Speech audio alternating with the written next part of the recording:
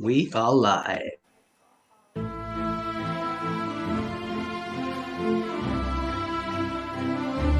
We assume things are nailed on, but you know what? Everyone assumed La La Land was nailed on for Best Picture. True. And look at what happened there. Oscar time. It is Pub Talk. I think Once Upon a Time in Hollywood is going to storm the Oscars. Parasite's one of those films that blew me away.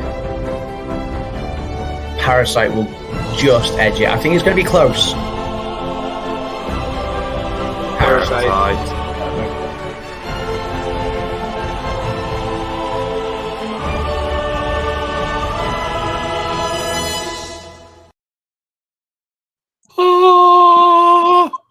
Welcome, everyone. Welcome to Pub Talk. Welcome to a new pub. The pub is open. It's been a while since I've hosted, but we are live. We are live on Adam's Land. We've got RobFuz in the house. We've got DizneyDan in the house. Welcome, guys. And it is Oscars award season. The Oscars nominations came out today. I am so excited about this. Sorry. Rob is excited about this. Dan's just woken up. And yeah, Dan showered. Just got out the shower. Dan actually showered. I literally just got out of the shower, and yeah, I was going to say it looks like you did literally just get out the shower. So I look like yeah. you know the scene in Pirates of the Caribbean 2 where Jack comes out of the Kraken. Yes, I look like that. Nice. Yeah, I know. Nice. Put me in the top left. This is not right. I agree, Grace. I'm just kidding. I'm just joking. I am so confused that Adam's Land is in my top left corner. Yeah, sorry. It's And the I'm in host the of See bottom. you. You're under I'm like a in the- banner or something. I'm in the bottom. I know. Put me on the bottom, Adam. It's his contract. He needs to be in the upper right. Yeah, okay. I need to be. There we go. I need to be here. It's like my home. Okay, well, welcome home, Dan. You know what? I'm going to say it right now. This is my favorite time of the year. This is our third annual BAFTA Golden. No, it's not. Award seasons. Award season prediction game where we all mock each other for choosing films and, not choosing the right films. And I'm very excited. And even more so, I've gone with the strategy this year, boys. I've gone for a different strategy. I have not seen one of the Oscar movies. That's not lie. You saw Soul. I saw Soul. Okay, I saw Soul. And Well, you I saw the Disney film, but And you saw what's it called? I have not. Oh yeah, but no one wants to talk about that. I'm not that much fun. I haven't seen hardly any. I've gone with the new strategy this year. Just go completely random, have a complete guess. Kind of like your NFL strategy, right? Your team strategy. Yeah. And look how that turned out. Dad Build says movie chat. So, By the way, wait, yeah. time out, guys. Episode 50 of Pub Talk. Congratulations. Episode 50, the big 5-0. I don't know how it landed on this channel, but episode 50, we're going to be celebrating episode 51 on my channel. Have we done? Didn't I conceive Pub Talk? So I'm quite happy that 50 landed on mine. Yeah. So. How have we done? How has it been that we've nearly done 1 year's worth of Pub Talk shows in the space of 3 years? Makes no sense. We took a long hiatus. We clearly don't drink enough, and so therefore Clearly, I'm on the Diet Coke. Kimmy says, "Woo, 50!" So yeah, It's the only time. It's the only Stevie time. Lee also says, "Yay, 50!" It's the only time people say "yay" for 50. So usually this is my job, but I'm going to hand this over to Fuzzy. Yes. Rob, who's in the chat? All right. Yes. Hey, guys. He's Who's in so the chat? out of We his have. depth here. By the way, we were supposed to do this on my channel, and then I left it live so we can get some people over here as well that didn't know about Adam's channel. So thank you guys for coming over my channel. I sent everyone over here. So I know Stevie was over there. Thank you so much, Stevie. Stevie Lee in the house. Christine Hickman was over there too. Thank you. Annie was over there. Thank you guys for coming over here as well. Surf Bum was over there. Thank you guys. Sophie B's here. Who else is here? Dad Builds is here. Hey, Chris. Grace F here. We got Amy AJC Magic's here. We got Ray Circus Girl who was streaming earlier before. And we got the birthday girl. It's Lisa. It's Joey's world. We got Yay, happy birthday, Lisa. And of course, Happy birthday, Billy Lisa. Rock. Happy 50th. Dilly dilly. Dilly dilly. Dilly dilly. Oh, we're gonna have Lisa on. We're gonna have to celebrate her birthday because she was on the other day at Pub Talk, and we knew about her birthday, but we knew it was a surprise party, Lisa. So we were trying to keep it low key. So I didn't want to mess up. And she told me she was legitimately surprised. She had for her birthday, Keith threw her a Jaws birthday. So I want to have her on. I want to have her talk about it. She sent me pictures and everything. It's unbelievable. So Lisa, hopefully you'll come on the show and Pub Talk and talk about your Jaws birthday. Catherine's here. Kay Atwood's here.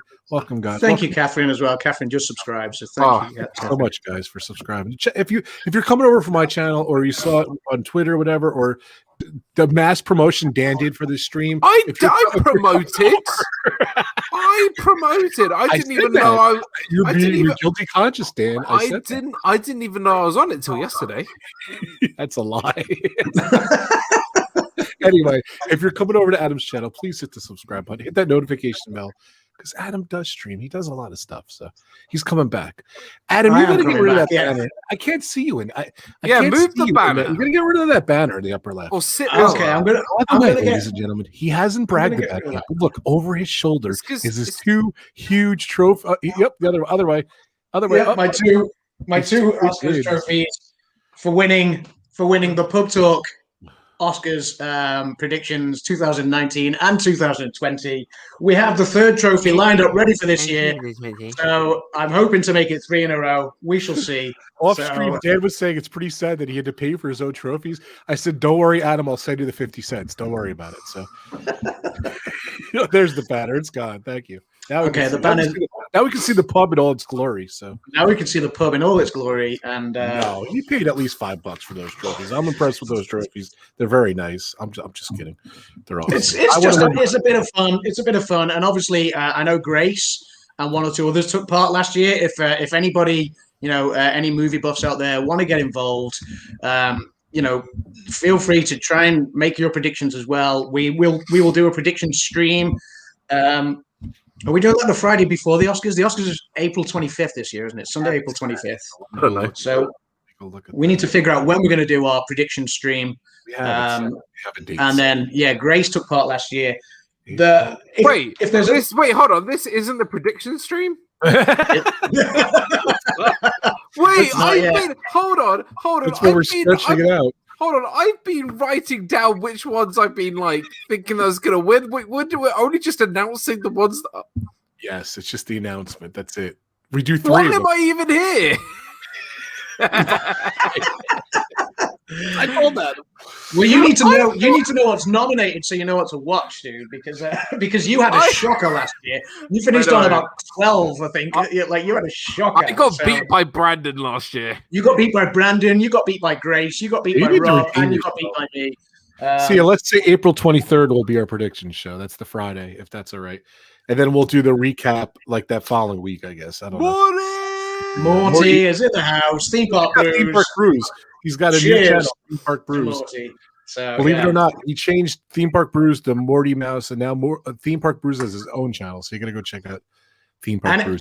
And he thought it was a prediction stream too, Dan. So you're not the only one. Exactly. So that's what I told Adam. I don't know anything about these movies. So. And Dad Build says, I'm on the Dan plan. I've seen none of these movies. There's plenty of time. There's 5 weeks to go before the Oscars. Let's talk about this. The most very bizarre part about it is you can literally see, I'd say 80% of these movies right now streaming. Right now you can go watch. So many of them this year. Amazon Prime, Disney Plus, and what's the other one? It's, I guess, I don't know, Hulu, I guess. I don't know. You could literally watch, I'd say, a majority of these movies. So. Yeah, because of everything that's gone on in the last 12 months. Obviously, not many of them have been in movie theaters or cinemas, so a lot of them have gone straight to streaming services, video on demand, online platforms. So there's a lot that we can watch. Anyone wants to join in, and when we do the Oscars nominations, Brandon's joining. Whoever wins. We will send out the Pub Talk bar mats to our winners. So there are Pub Talk bar mats that you can have, and you can you can place your beverage on them when you next tune into Pub Talk after the Oscars. Exactly. So not many go, streamers, "Woo!" not many streamers out there will sell you mats for your drink. No, exactly. So Exactly. Andy's saying she doesn't follow this stuff, and she didn't know the nominations came out. Usually they come out end of February, but it was delayed because of COVID.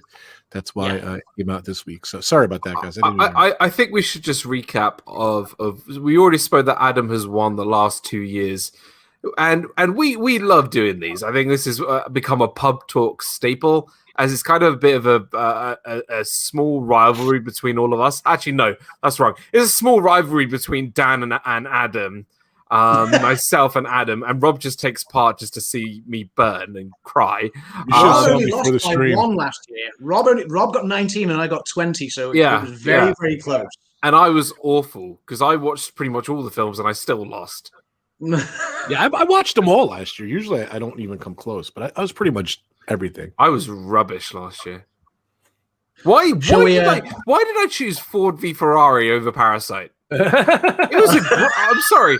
It was a great win. It was a great movie, but why did I choose Ford v Ferrari even though I love that movie? I knew it wasn't going to win anyway.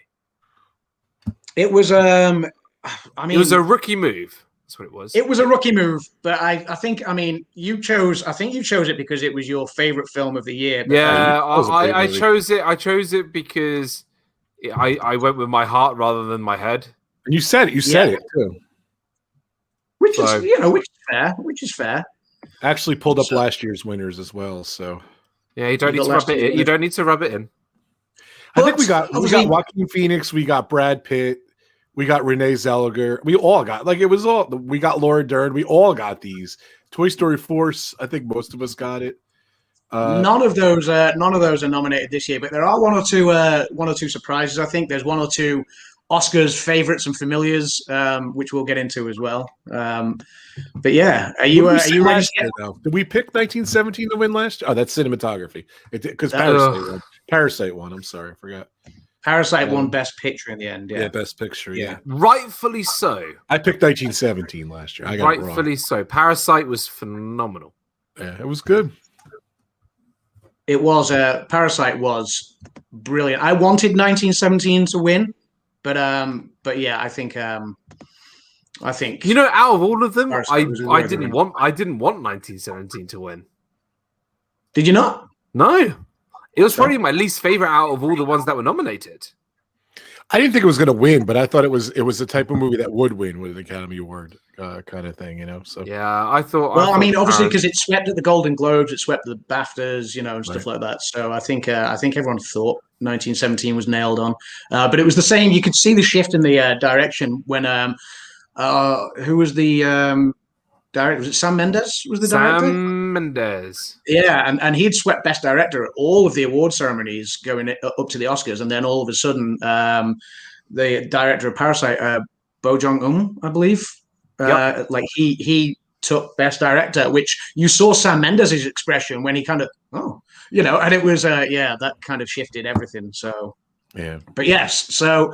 This year, 2021 Oscars, like Rob says, it's a couple of months later than normal. It's in April. But let's get to it. The nominations were announced today. And the first category that they announced was... Here are the nominees for performance by an actress in a supporting role. Maria Baklava in Borat's subsequent movie film, Delivery of Prodigious Bribe to American Regime for Make Benefit Once Glorious Nation of Kazakhstan. Glenn Close in Hillbilly Elegy.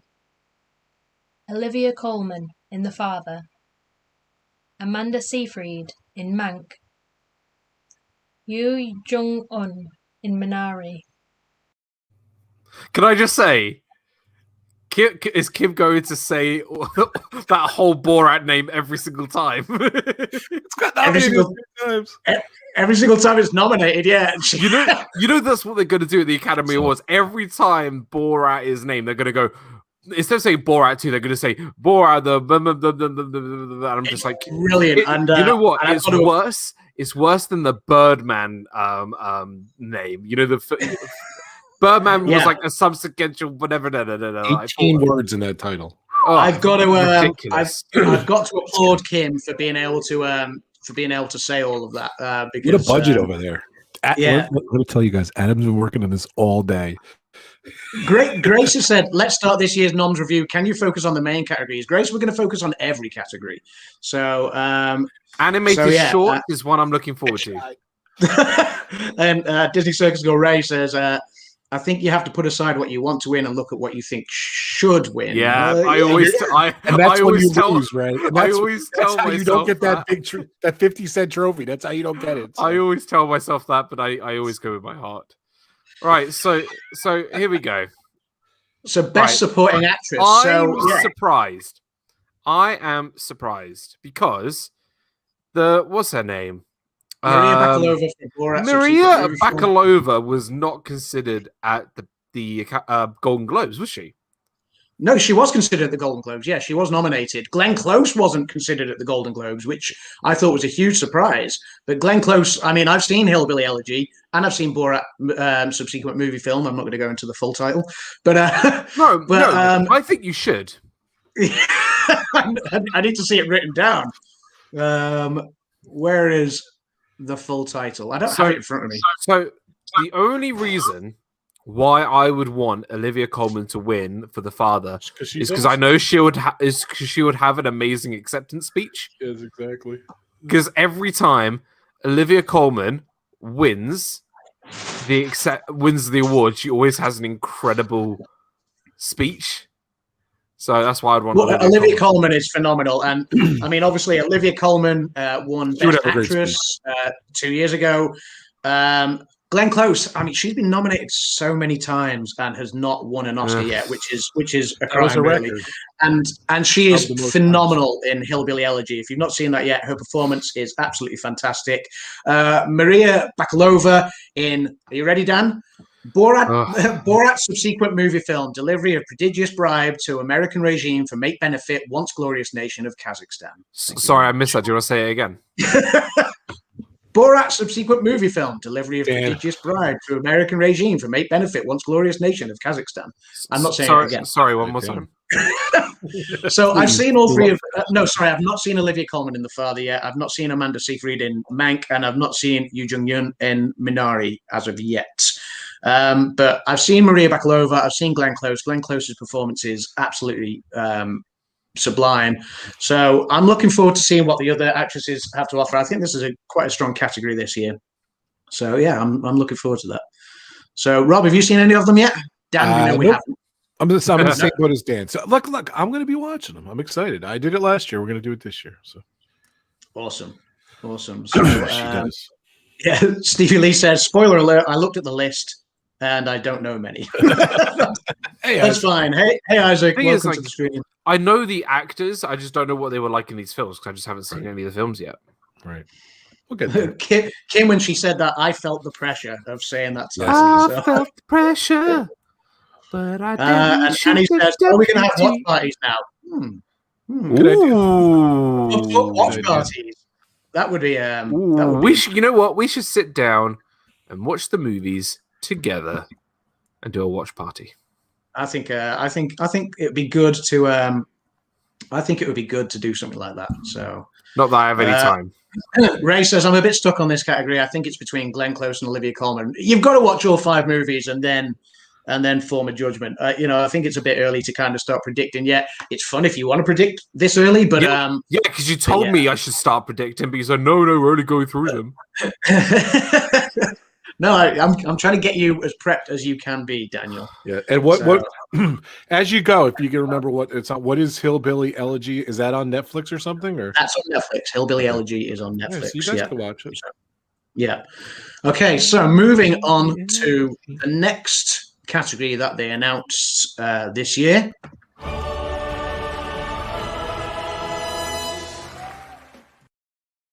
Here are the nominees for Achievement in Costume Design. Emma, Ma Rainey's Black Bottom, Mank, Mulan, Pinocchio.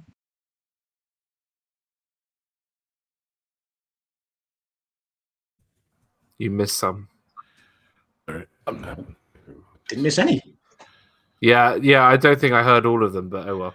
Can I just Do you want me say to play it again? how No, many thanks. It's all right. how many takes did Kim have to say my Rainey's black bottom?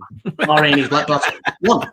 She only said it one. Kim, is She's that a true? professional. I don't know how you could not burst into laughter every time. It's like the nominations for costume design.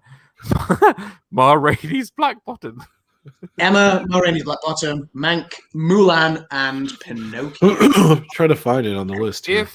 If Mulan gets anything close to winning a Oscar, I will never play this game ever again. I'm sorry. You know what? Actually, you know what? I take that back. The costuming was only the only thing good about that movie. That's what I was thinking. I've not seen Mulan yet. I've not seen Mank. I've not seen Pinocchio, and I've not seen Emma. Though much has been talked about Emma. Ma Rainey's Black Bottom is a stage play that has been adapted to screen. Fantastic performances in that, good costumes. So I think that might have a good chance. Yeah, what's Emma? I don't even know what Emma is. Dan? Okay. What?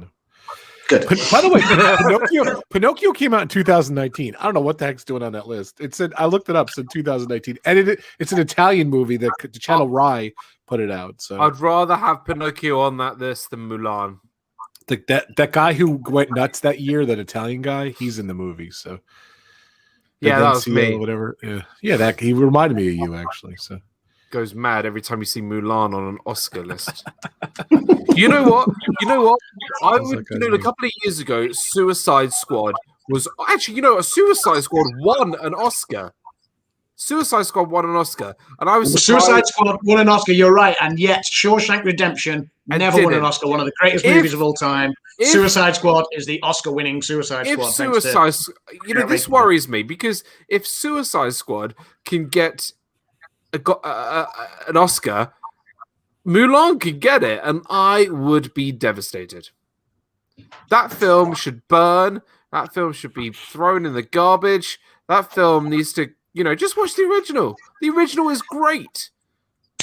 Is it bad that I want Mulan to win now just to watch Dan suffer? I want Mulan to win, and I'm going to vote for it. So I think we need to all watch the Oscars live just to see Dan's reaction if that does win.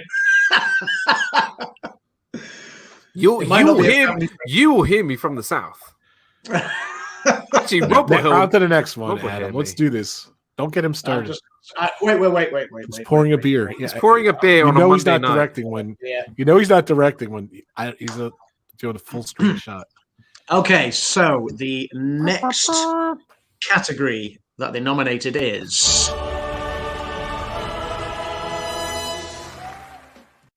Here are the nominees for Best Original Score: The Five Bloods, Mank, Minari, News of the World, Soul.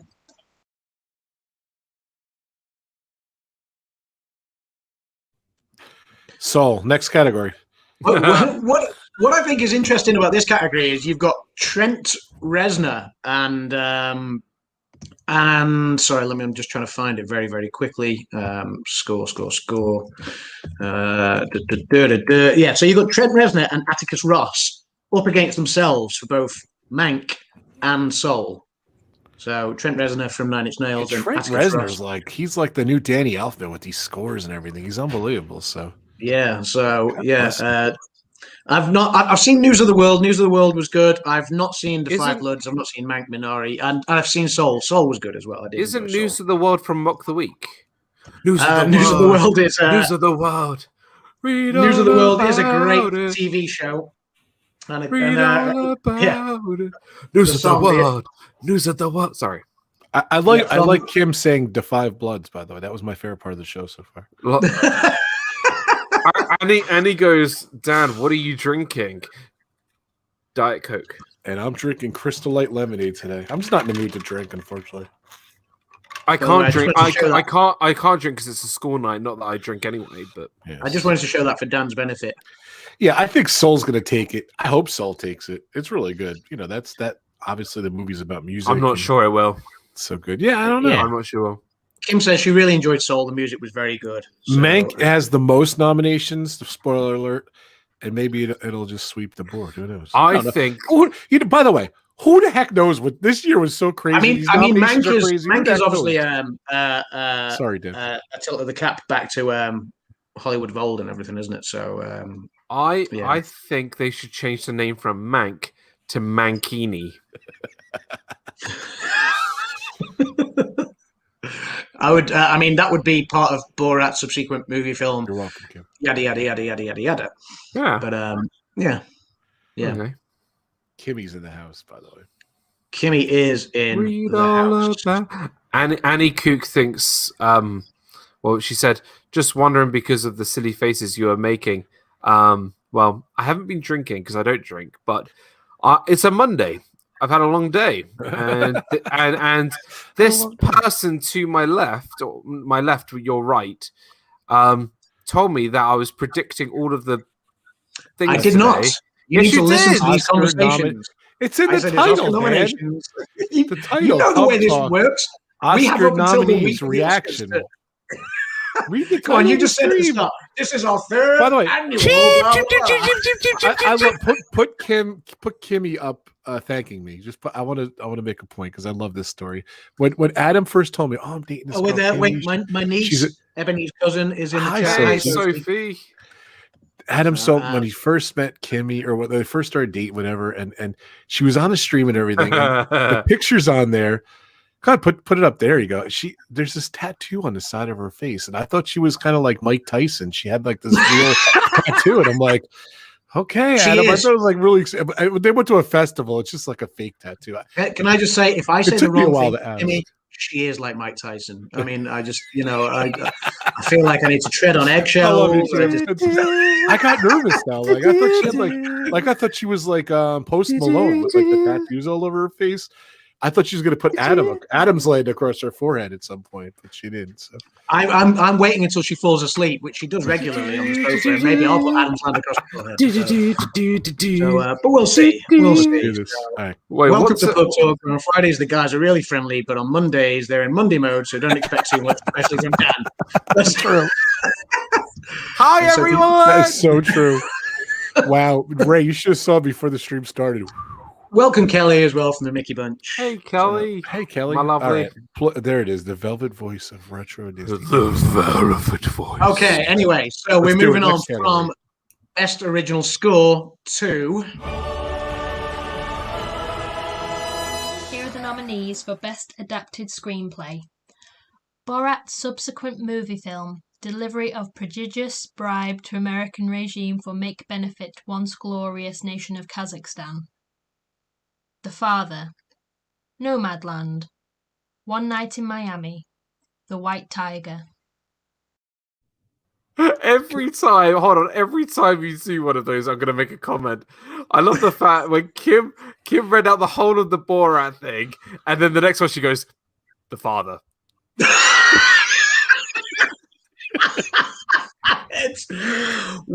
When we recorded that one, that was hilarious because I was literally holding my sides because she was. I think it took a couple of takes for us to get that. Go, Mike Tyson. But, I mean, show some love in the chat to Kim for reading that time. Where's the bat, guys? Where's the bat? So she was inside joke. She was a trooper, and she reads it so much better than me. I've read a few of these out as well, and she's awesome. And Kim has a much better phone voice than I have. So, yeah. Right, so can I ask you, as a filmmaker, Adam, what exactly does adapted screenplay mean? What does that mean? So that's where you're taking an original source, and that could be a book, it could be a poem, it could be something, and you're just adapting it into a screenplay. So a stage play. So Ma Rainey's Black Bottom would be a prime example. That's a stage play, and you see where I'm going, Dan. You see where I'm going. Borat was a poem. Borat was a poem. Yes, you're right. No, this is the thing that surprised me. I didn't realize that Borat subsequent movie film was obviously already a piece of work out there. I was so surprised to see that in adapted and not an original. What was it? Yeah, but it wasn't a.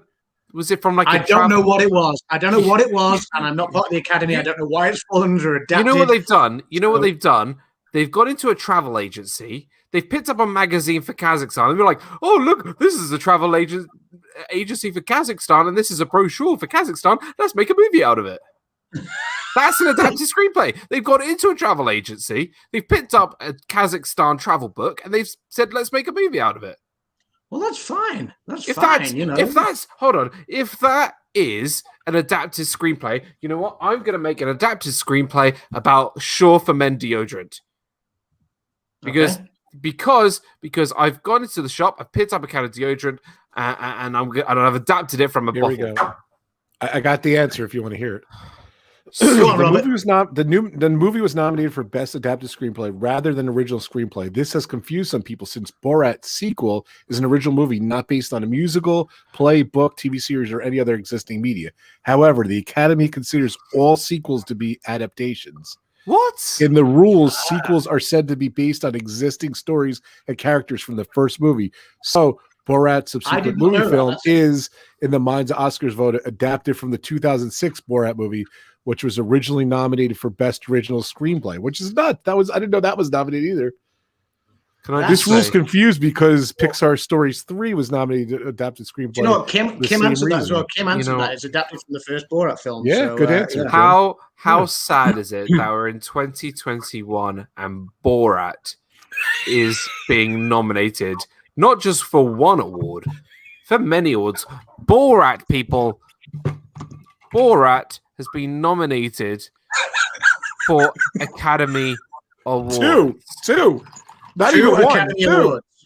2 Academy Awards, Best Supporting Actress and Best Adapted Screenplay. You got a film like Hereditary that came out a couple of years ago, which was absolutely incredible, and it got zilch, nothing. You lose, sir. It's interesting that Tom Hanks was nominated. Spoiler alert: Tom Hanks wasn't nominated, but the girl from Borat was. It's interesting that I think this was Nomadland's first nomination today, and I think I was expecting Nomadland to be the film that would absolutely sweep the nominations this year. It's done well at the Golden Globes. It's done well at the Golden Globes. Yeah. And so far, Rob gave the spoiler away as to the most nominations before. I've not tallied everything up yet, actually. So, Rob, I'm hoping you got those stats at the end. No pressure. No pressure to find this out during the stream. But I'm interested to know how many nominations Nomadland got in the end, and how many obviously Mank or Trial of the Chicago 7 or any of the others got in comparison, because that's I really thought Nomadland was gonna be the big hitter this year, and I was surprised. So yeah, there we go. You know what is Mank? The Borat Mankini. What is it? So other than Borat, The Father is nominated in this one. I've heard a lot about The Father. I'm looking forward to seeing that. I've heard a lot about Nomadland. That doesn't come out till next week, I think.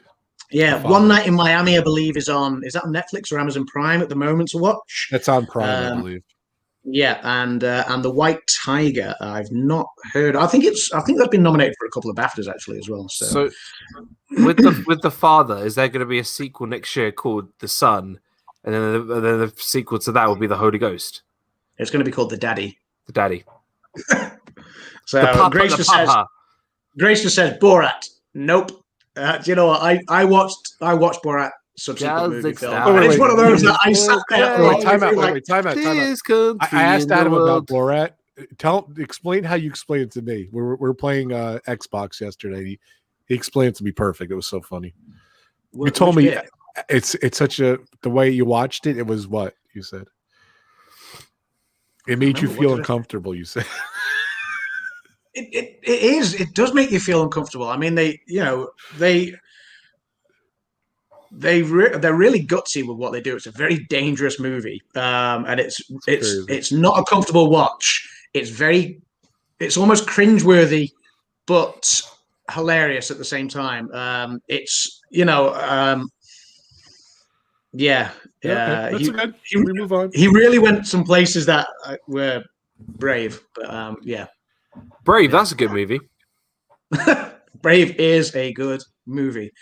Moving on to the next category. So we've just done adapted screenplay.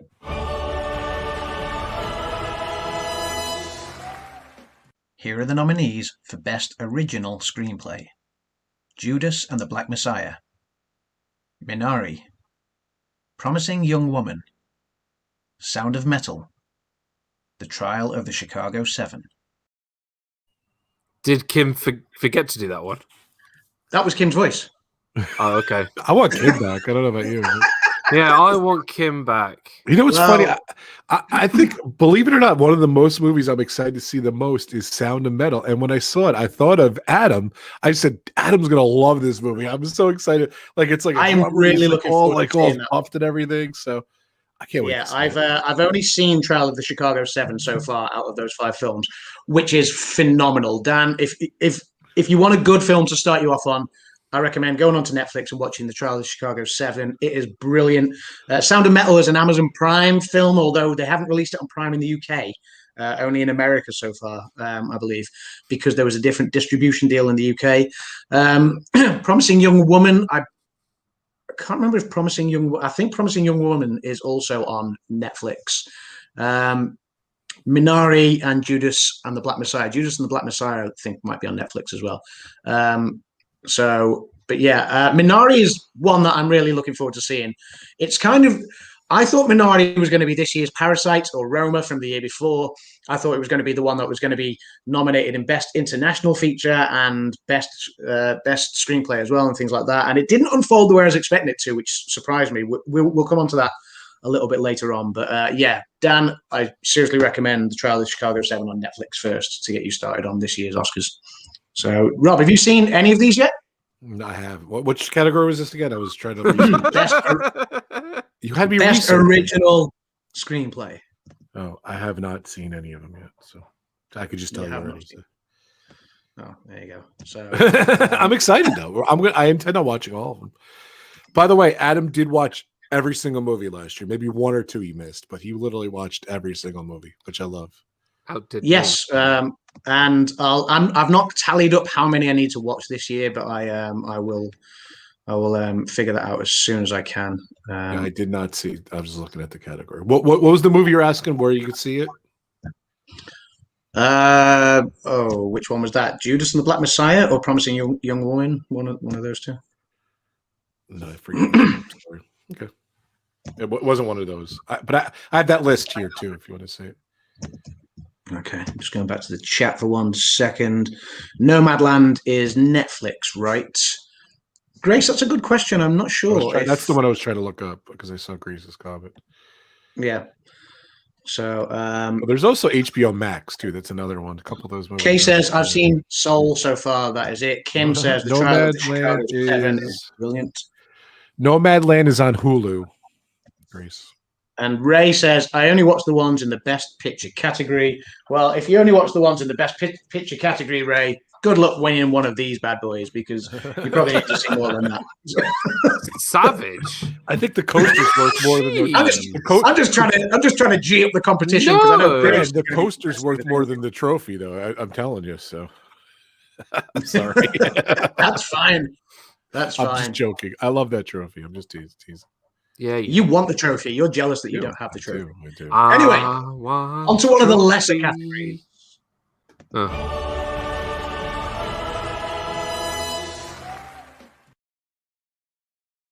Here are the nominees for Best Animated Short Film: Burrow, Genius Loci, If Anything Happens, I Love You, Opera, Yes People.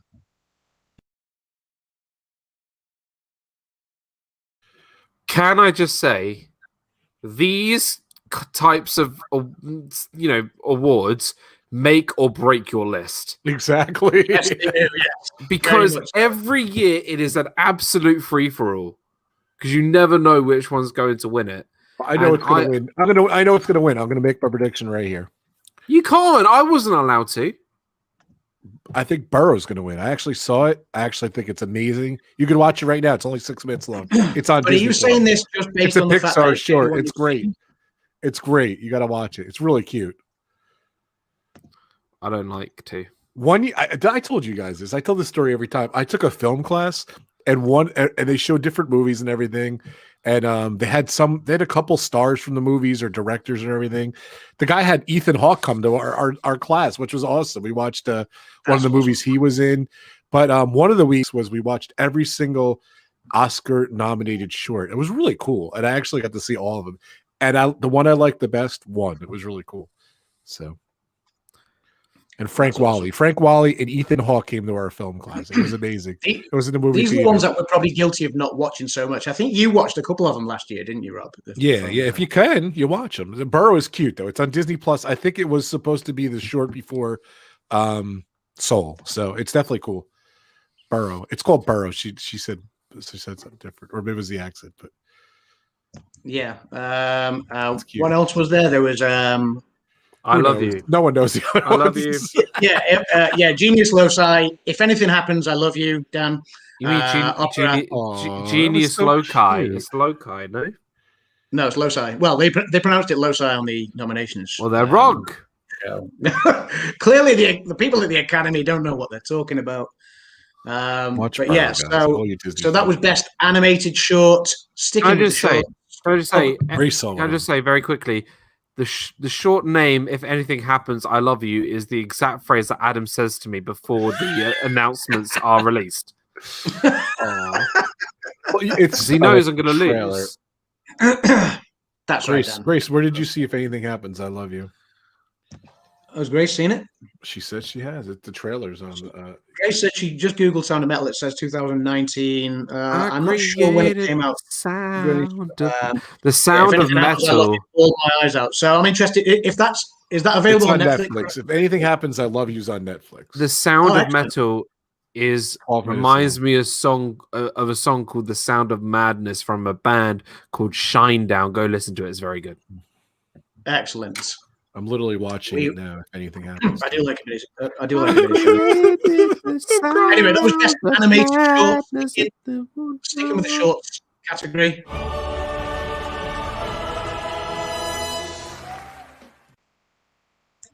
Here are the nominees for Best Live Action Short Film: Feeling Through, The Letter Room, The Present, Two Distant Strangers, White Eye. Can I just say, I'm going to say this every time we do one. These shorts are what shorts should be.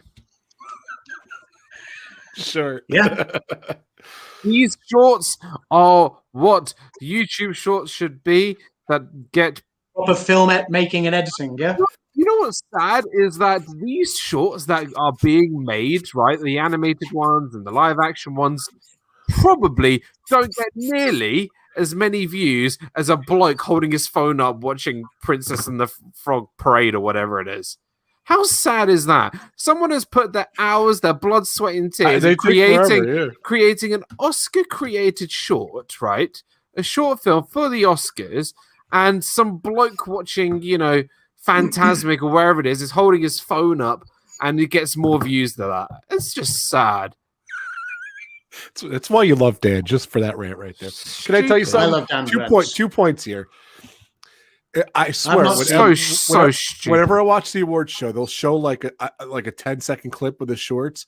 I could pick the winner every single time just by watching that 5-6 second clip, whatever. And I'm going to guarantee the people that vote, that's all they've seen is the 6-second clip of the short films. Yeah, I bet you. I swear every time, like they'll show like, oh, the letter room, the present, like I'll see that little clip and I'm like, that's gonna win, and I pick it right every time. So it's so funny. So, goddamn YouTube shorts. Next, don't even start. What gets more views? What gets more shorts? A YouTube short or the short film? The only shorts that should ever exist are the ones I wear. That's it. It's too funny. So Grace, obviously said it's on Netflix, talking about the animated. So, has anyone seen any of these shorts yet? No. Anywhere? No, we will. No, because the shorts are the hardest ones to find, I think. So, like for me and my sanity, I feel like I can't watch shorts ever again. That's fine. By the way, I understand you. Dan's hair dried. By the way, Dan's hair has dried. He's not. Is it not? It really hasn't. He hasn't. Look at it. His beard grew 3 inches during the stream. I know. I need to trim it down. That's the back most to one of the back to one of the major categories. Yes, let's do it. Here are the nominees for performance by an actor in a supporting role. Sacha Baron Cohen for The Trial of the Chicago 7. Daniel Kaluuya for Judas and the Black Messiah. Leslie Odom Jr. for One Night in Miami. Paul Rassi for Sound of Metal. Lakeith Stanfield for Judas and the Black Messiah. Bring back Kim. Bring back Kim. Can you just have her come over and read them and just mute your voice? By the way, I think Grace F wins the award for best comment of the evening. Oh, this one? Yeah, well, read it. Yeah. In a British accent. A TikTok of a pasta recipe with feta cheese gets more views. How sad is that? That's awesome, Chris. That's too Dan, I made a new short about your rants on shorts. Will you give it a thumbs up, please? Chris is awesome. Chris is awesome. Soundbite that. Best supporting. I'm using a golf tee to emphasize my expressions. Best supporting actor. They have some really great actors in this field. Daniel Kaluuya. They've got Kaluuya's phenomenal. Who's incredible. I'm going with Odom Jr. Do you know what? Sacha Baron Cohen in Trial of the Chicago 7. I saw your face, Dan, in the background when that came out, because I think you would expect it to say for Borat, but no. Sacha Baron Cohen for the Trial of the Chicago 7 is a great performance, and you'll see that when you watch it. I'm looking forward to seeing Paul Rassi in Sound of Metal, and obviously both Lakeith Stanfield and Daniel Kaluuya for Judas of the Black Messiah. Daniel Kaluuya is a great actor. His stock's really gone up over the last few years, and I'm looking forward to seeing One Night in Miami as well with Leslie Odom Jr. I'm dying to see that movie. Daniel Kaluuya has been amazing. He was in Get Out, wasn't he? Yes, yeah, Daniel Kaluuya was in Get Out. Yes, that's right. So good. Yeah, his stock has really risen over the last few years as well. So. Yeah, I thought they were going to say Sacha Baron Cohen for Borat. Borat, the title. So I was like, well, he's nominated for that. The long-ass title, which should never have been in the Academy Awards. Yeah, Leslie Odom Jr. was on Good Morning America this morning. He was they woke him up. It was very humble. He was pretty awesome. So it was good to see. He could be an upset. He could win it. Yeah, he's won a Tony and a Grammy, and this is now his first nomination for an Oscar. So that's interesting. That's interesting. Has Daniel Kaluuya been nominated for an Oscar before? I don't think he has. He was nominated for Get Out. Was he nominated for Get Out? Yeah, that's right. He was nominated for it. He didn't win it, but he was nominated. Because he won it. He won a BAFTA for, I think, best upcoming British actor, didn't he? But yeah, that's right. He didn't win the Oscar. But no, I mean, Daniel Kaluuya is a fantastic actor, and I'm really looking forward to seeing where his career goes over the next few years, because he's very young. Phenomenal. So yeah, I think when he turns his hand to, he can turn his hand to several roles. So, okay, on to the next award.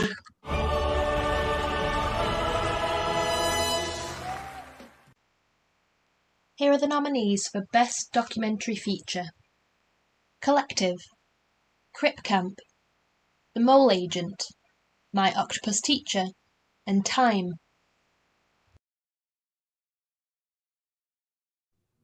Okay, I just want to say, I want to be taught by an octopus. I have such a horrible mind that the one I was going to say I'm not going to say, because I'm going to say off stream. Okay, you say that off stream. I'm going to text it to you. Okay. No, please, don't. We throw them every time. That's fine. Okay. Kay says One Night in Miami looks good. And Kim has said, yeah, I'm looking forward to seeing that too. Yeah, so, and Grace has said One Night in Miami got snubbed, and so did Regina King. Yeah, that was a surprise that Regina King didn't get nominated. Yeah. Octopus Teacher was so good, says Kyle's Vlog. So Kyle's Vlog has some. Kyle was messing around on the pre-stream on my channel, and he was saying that I guess he was joking that one of the Oscar-nominated songs was the James Bond movie. It's not even out yet. He was saying, so I guess he's saying that's the type of year it was. So that was funny, Kyle. You caught me. You got me. Never mind. Good. I thought it was funny. Next category. Next category already. Yeah. I I'm not interested about documentaries. I'm sorry. Yeah.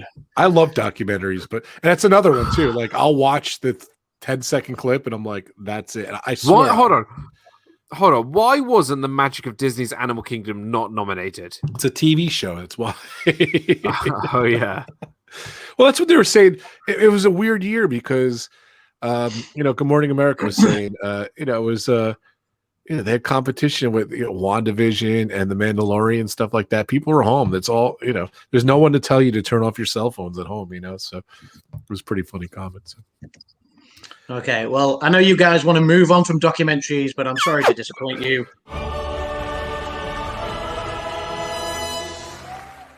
Here are the nominees for Best Documentary Short Subject. Colette. A Concerto is a Conversation. Do Not Split. Hunger Ward. And A Love Song for Latasha. Bring back Kim. Bring back Kim. It's got Come on, Dan, bring back Kim. It's got documentary. It's got documentary and shorts in it, Steve. The TikTok video gets more views. You're right. Ridiculous. Ridiculous. Next category. Yeah, next I don't category. know any of these people. I like how there's nothing said about these categories. I mean, obviously, we know Grace has seen a few things. So, what is Octopus Teacher about? Kim is asking Kyle. So maybe we can find something out about one of the documentaries at least. It would be that was Grace who said that. That was Grace who said that, not Kyle. It was Grace is asking Kyle because Kyle said, "Yeah." He's joshing us. Josh, no. It's on Netflix, by the way. Octopus Teacher. So yeah, I'm not watching that. I am already an octopus and a teacher, so I'm not going to do it. It says a filmmaker forges an unusual friendship with an octopus living in South Africa kelp forest, learning as the animal shares the mysteries of the world. Looks kind of cool. I'm in. There you go. Rob's in. We're doing a watch party for my Octopus Teacher. I swear, I'm going to say it right now. That's gonna win because of the name. I've got an interesting. What's up, Dean? My man, for the live place. Dean. It looks good. Welcome, Dean. Dean. I saw Octopus Teacher. It was kind of amazing. Kimmy's laughing at so much love for the documentaries.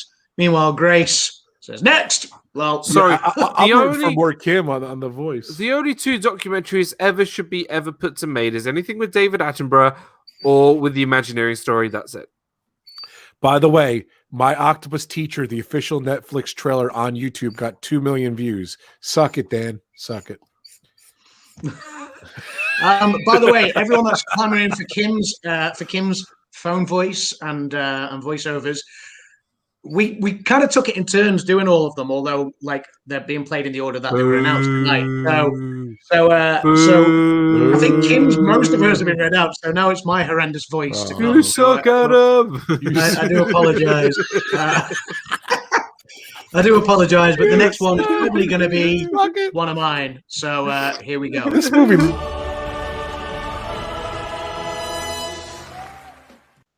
Here are the nominees for Best International Feature Film. Another Round, Denmark. Better Days, Hong Kong. Collective, Romania. The Man Who Sold His Skin, Tunisia. Covidis Aida, Bosnia and Herzegovina. All right, another comment by me. Being that Kim is the one all about languages and she loves her languages, why wasn't she given this one to do? Exactly. We just kind of alternated them. No, there's no excuse. I will apologize to Kim now. I think I needed the practice of saying some international stuff. I'm flabbergasted that Kim didn't do this one. Well, maybe on the prediction show I will let Kim do that one. Maybe we'll alternate. Maybe I'll read out all the Borat stuff and Kim can do the international stuff. I think it's better to challenge yourself. Though Kim's already got all the international stuff nailed. I struggle with it. Kim struggles with saying Borat, subsequent movie film. Borat. And so, so we were just challenging each other. So Adam chose. She's blaming me. Blame Adam. Yeah. So great question, DizneyDan, she says. So, yeah. So, look at it. If you want to make this more fun next time, let me do the categories. Good luck understanding them, though, says Dad Builds. So, yeah. Okay, so, best international feature film. Now, this is one I thought Minari was going to be in. Much like I said, the last couple of years where you've had Roma and you've had Parasite win best international feature film, and then be in the running for best picture as well. I really thought Minari was going to be in this. It looks like they've evidently chosen Minari as an American film this year, even though I believe it's all delivered in Korean. And it's most of the cast and the director and producers are all from South Korea, I believe. But they've declared that this one's an American film. So Minari is not in the picture for international feature, which makes me feel that another round is going to be the one that's probably in the driving seat at the minute from Denmark, because that's up for other awards as well. Colette's going to win it. You think Colette's going to win it? Yep. That's excellent. I look forward to taking this trophy off you this year again. So, and Grace said, "How is nobody laughing at the octopus video? Because we're professionals, Grace. We're professionals." Words to that effect. We're laughing more at the fact that we're not professionals. But yeah, so but Kimmy was loving the octopus clips. So so best international feature. I'm going to go with another round, but again, we'll see closer to the time and whether we get around to watching many of these. Rob, did you watch many of the internationals last year? I think I just watched the one. I think it was, what's it called? Wasn't it? Because wasn't it Parasite? Yeah. So that's there was the Polish one as well. Was it Corpus Christi? Oh yeah, you saw that one, but that was the only two we saw. Yeah. Yeah, and similarly the year before with Roma and The Lighthouse. Yeah, I still never saw Roma. Yeah, Roma's so good. I should watch it. But I finished these. I watched it. Roma was good. Roma was really good, to be fair. So, all right, on to the next one. Let's do it. On to the next one. This one.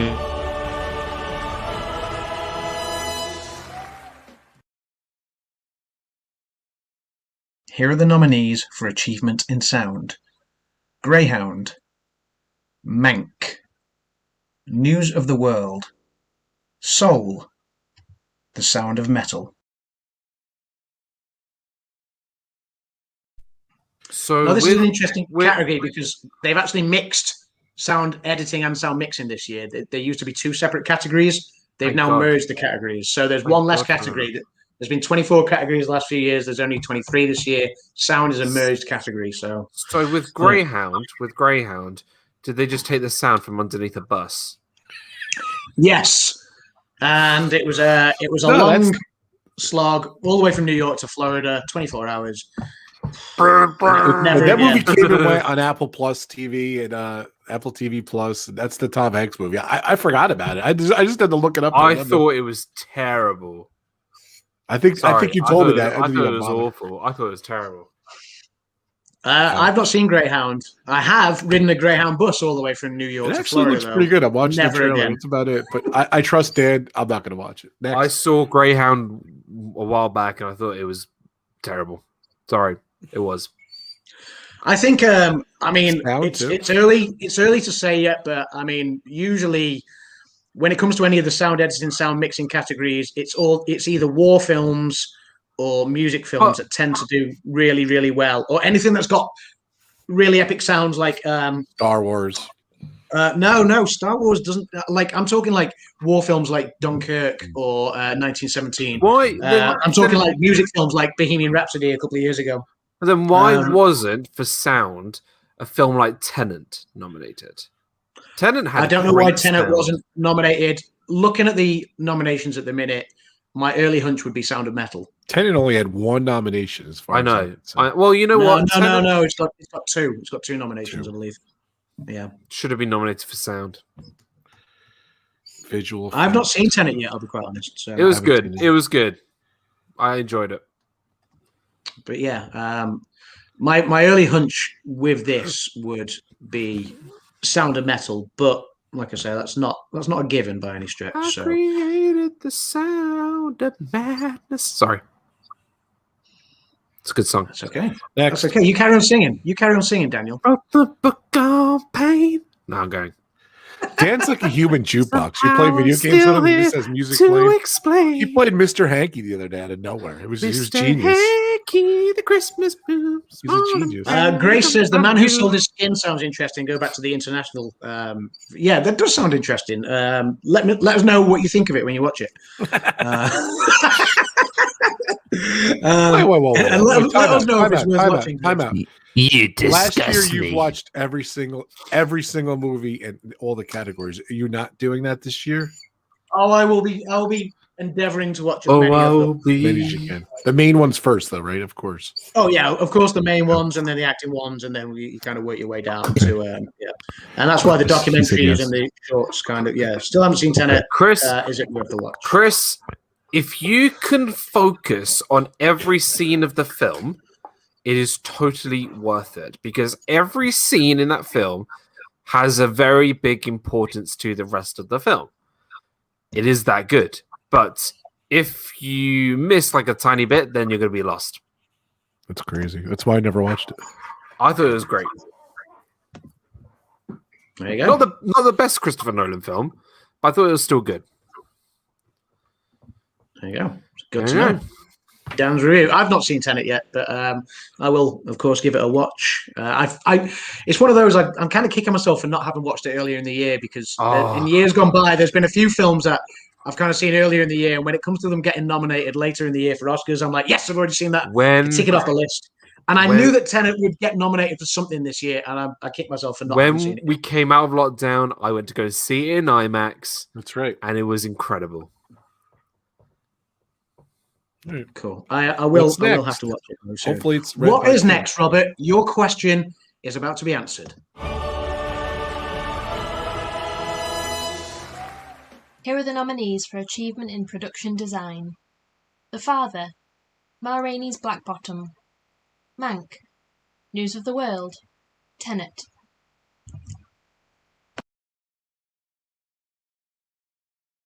Hey, Chris, do me a favor. Dad Builds, can you just soundbite Ma Rainey's Black Bottom? Kim saying it, send it to me. That's all. Ma Rainey's Black Bottom. That's awesome. So yeah, Tenet nominated for another there. So no, I'm too busy resting up for the 18-hour Justice League movie coming out on Thursday. Lol. Says Chris. So I have a feeling like these little ones, Mank's just gonna win. It's just gonna sweep the board. You got it, Rob. Thanks, Chris. You know what? Tyson. You know what? Yes. I'm going with Mank on this one. Yeah, I think Mank's going to win like these little ones. I think Mank's, because it's the most nominated, I think it's just going to win these. We're not doing predictions now, but that's Mankini. Mankini. Production design, yeah, I can quite see Mank. I can't see Tenet winning for product design. Right. I can't. I hear you. No, I'd be inclined to agree with you there, Dan. I don't think Tenet will. You didn't see the movie, boy. No, but it doesn't scream like, having not seen the film, it doesn't scream the type of movie that would necessarily scoop a production design award. See, I would have it won sound rather than product design. Okay, yeah. I think Sound of Metal. It's early in the days yet, and I need to watch more. No, but I would rather it be nominated under sound than for product design. Yeah. All right. Okay, next category. I'll send you a voice message. Thanks, Gibby. Next category. What's next? Next category.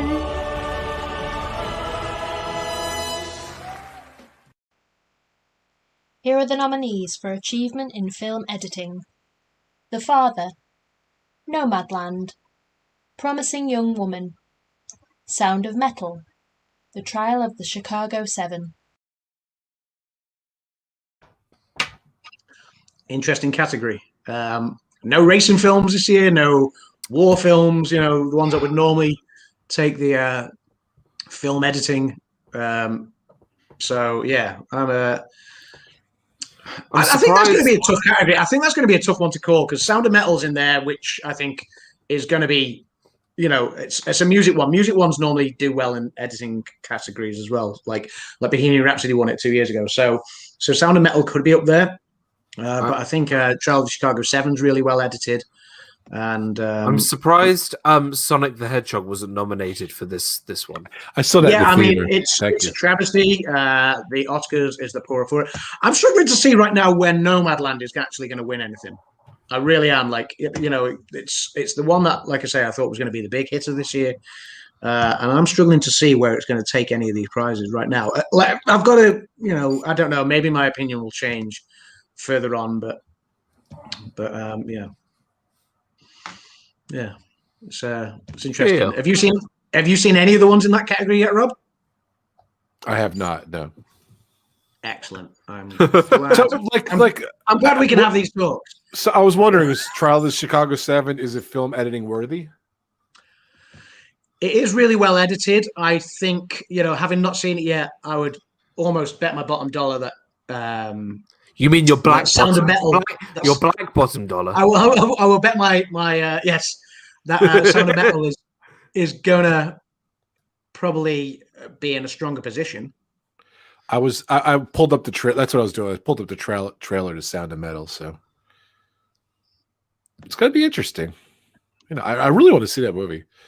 What's the 3 movies you want to see the most, Dan? I'm just curious. Out of this list, Trial of Chicago 7. Me too. I think that's my number one. Great film. I want to see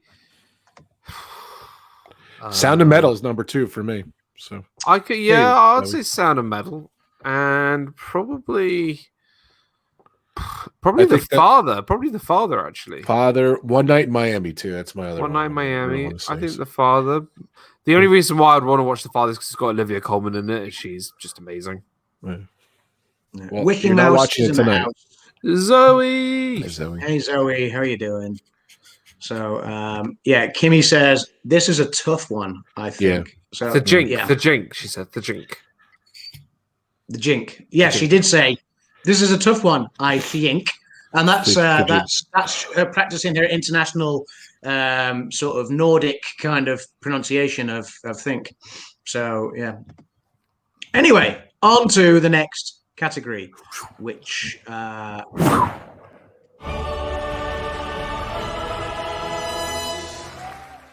here are the nominees for achievement in cinematography: Judas and the Black Messiah, Mank, News of the World, Nomadland, The Trial of the Chicago 7. So I think this one's going to be much tougher to call. Last year was a walk in the park. Everyone knew who was going to win this one, apart from Brandon. But we all knew that Roger Deakins was going to take it to 1917 last year for his epic one-shot, two-shot kind of entire movie. Roma the year before again was nailed on for that amazing shot in the house where the camera just panned round for an entire scene, the entire house, and just kept on going, and it was beautiful. It's the only ones that got it right last year. Yeah, Birdman was nailed on that year. This year, I mean, this one's going to be a tough category, cinematography-wise. News of the World. News of the World's a fantastic film. I've seen that one already. News of the World is a good film. I really did enjoy that one. So yeah, I recommend that one. I would guess Trial of Chicago 7 or Mank, either one of those two. But I think the closer we'll get, the more buzz we're going to get. The more what won the well, they don't have cinematography in the Golden Globes, so nothing won cinematography in the Golden Globes. What won Best Picture though? Nomadland. That's a very good question. I can't remember what won Golden Globes Best Picture. Let's have a look. I believe it was Nomadland for Best Drama. Yes, it was Nomadland. So yeah. All right, but that doesn't. Yeah. Mean So much, though. yeah, it'll be interesting to see. But I think that's going to be quite a tough category. Ray says, same as what I said, I'm really struggling to see Nomadland winning anything here.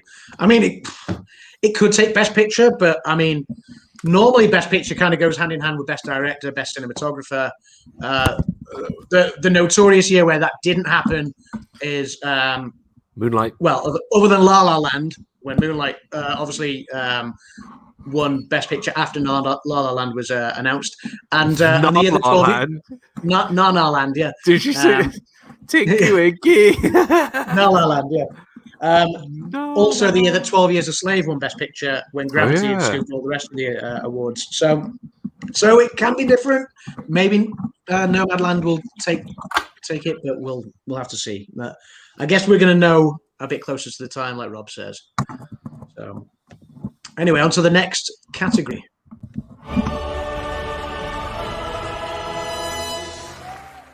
Here are the nominees for achievement in visual effects: Love and Monsters, The Midnight Sky, Mulan, The One and Only Ivan, Tenet. Really? Another Really? another nomination for Tenet there, and Dan's favourite, Mulan. Mulan. Visual effects? Are you serious? I'm sorry. I'm sorry. I'm gonna go for a busting Dan rant again here. You've got, for visual effects, Tenet was so good. Put me on that full screen. Tenet was such. Look, there's no one in the film industry who does visual effects. Put me back on. Stop it. There is no one who does better visual effects than Christopher Nolan. To have Mulan in the same category is a crime. Mulan should never be nominated for this. They should never have had Mulan everywhere near the Oscars. Why is it in visual effects compared to something like Tenet? Frustrates me.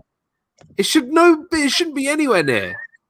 It should be nowhere near a film like Tenet for visual effects. You know where the Mulan film should be next to for visual effects?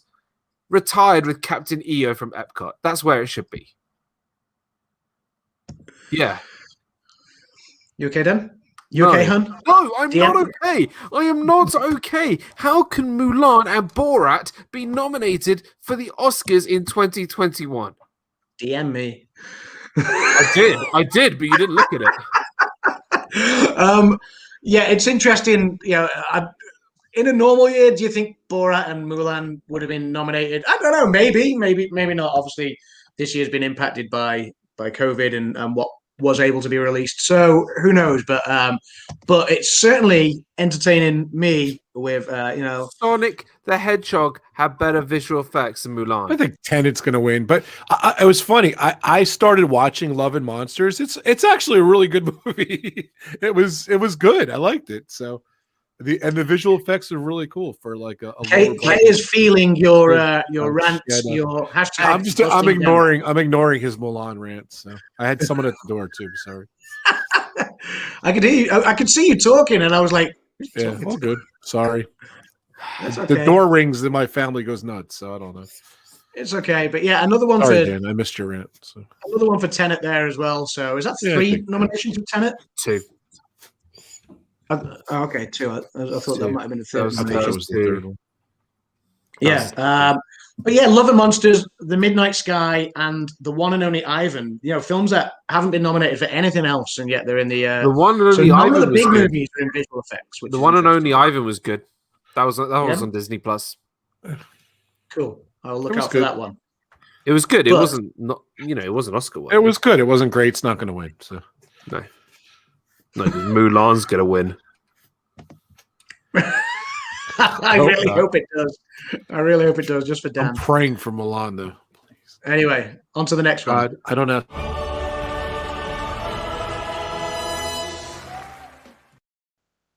Here are the nominees for achievement in makeup and hairstyling: Emma, Hillbilly Elegy, Ma Rainey's Black Bottom, Mank, and Pinocchio. Yeah, God, please. I really don't ask for much. I really want Mulan to win. I want to see Dan's reactions. It's going to be... Oh, sorry, guys. Sorry. Which one I think makeup and hairstyling. Hillbilly Elegy. You guys haven't seen that one yet. The makeup on that for Amy Adams and Glenn Close is really good. I really liked Hillbilly Elegy, especially Glenn Close's makeup. So yeah, I think Yeah, I mean, her performance is phenomenal. I hope she wins the Best Supporting Actress award for that. She's long overdue an Oscar, Glenn Close. But yeah, I think Hillbilly Elegy is a worthy nomination for makeup and hairstyling as well, based on what I've seen so far. So I think personally, the person who should win hairstyling is DizneyDan. I mean, look at his hair. His hair's dry. Look at this hair. I've had 3 different styles this stream. I mean, you belong in Hillbilly Elegy. Look at that. So yeah.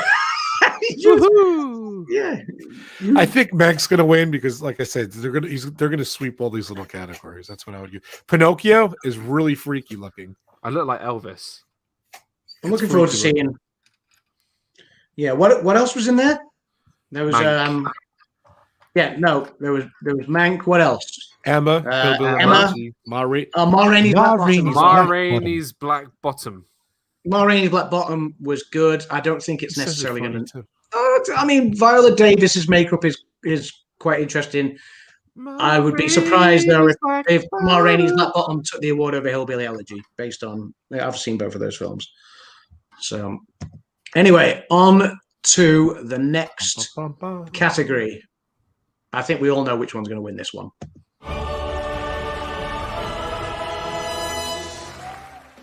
Here are the nominees for Best Animated Feature Film. Onward, Over the Moon, A Shaun the Sheep Movie, Farmageddon, Soul, and Wolfwalkers. It's Shaun the Sheep. I love Shaun the Sheep. With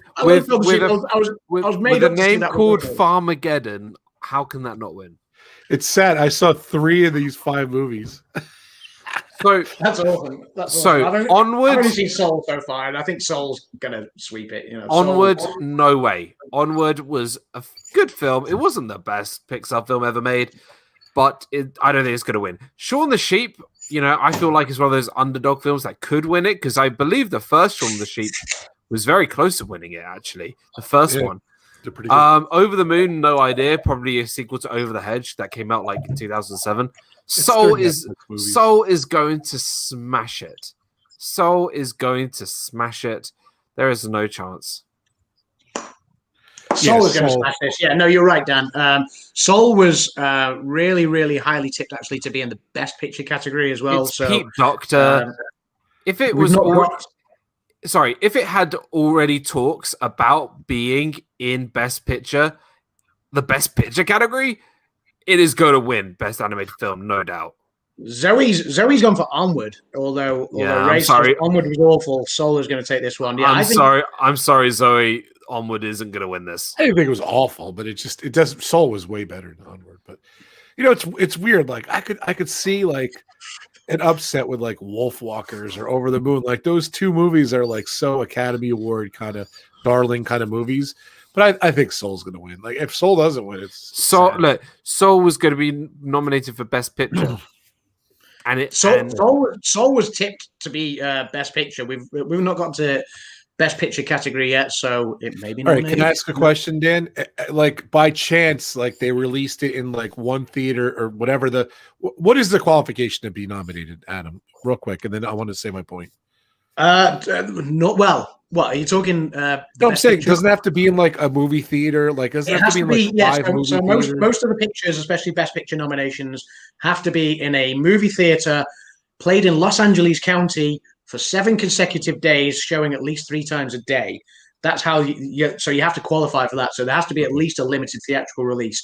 This year, they did avoid that because of COVID and because of the fact that a lot of movie theaters were closed, and so a lot of films went straight to stream. But yes, any other year, it has to be, certainly a movie to be considered for Best Picture. It needs to have a limited theatrical run, and by that they mean at least 7 days, playing in a Los Angeles County theater, at least 3 times a day for those 7 consecutive days. So yeah, I thought it was like 5 theaters, something too, wasn't it? I don't know if it needs to be in more theaters, but they do say at least one Los Angeles. So I want to ask Dan, if I put Raya and the Last Dragon in there, what wins? Soul. Still, I think Raya was better than Soul. No, Raya was great. But We'll see, I guess for next year. Then, I think Soul still wins. Okay, just curious. I know Dan loves Raya. I love Raya was great. Raya was fantastic, but Soul was next level.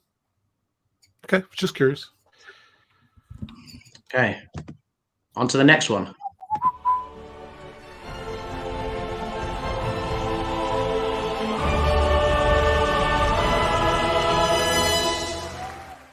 Here are the nominees for Best Original Song. Fight for You from Judas and the Black Messiah. Hear My Voice from The Trial of the Chicago 7. Husavik from Eurovision Song Contest, The Story of Fire Saga. IOC, Scene from The Life Ahead. Speak Now from One Night in Miami. Oh my gosh. If Husavik wins, I swear. I swear. I knew you'd like that one. Oh my god. That film was awful.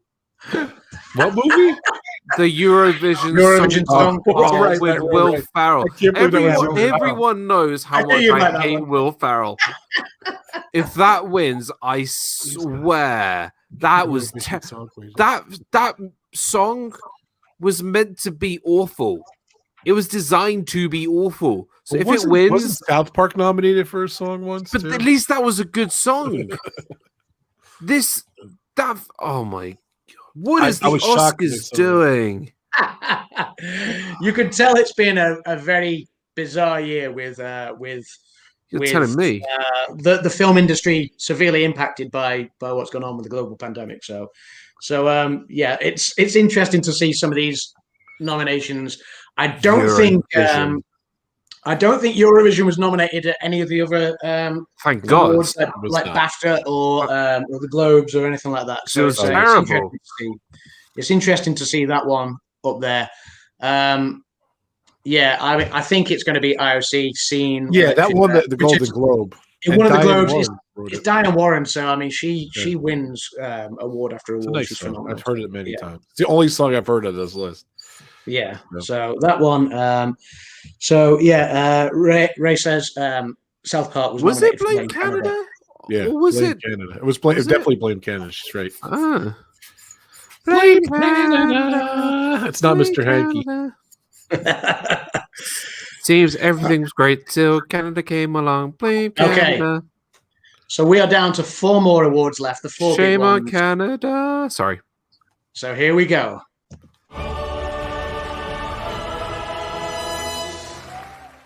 Here are the nominees for performance by an actor in a leading role. Riz Ahmed, Sound of Metal.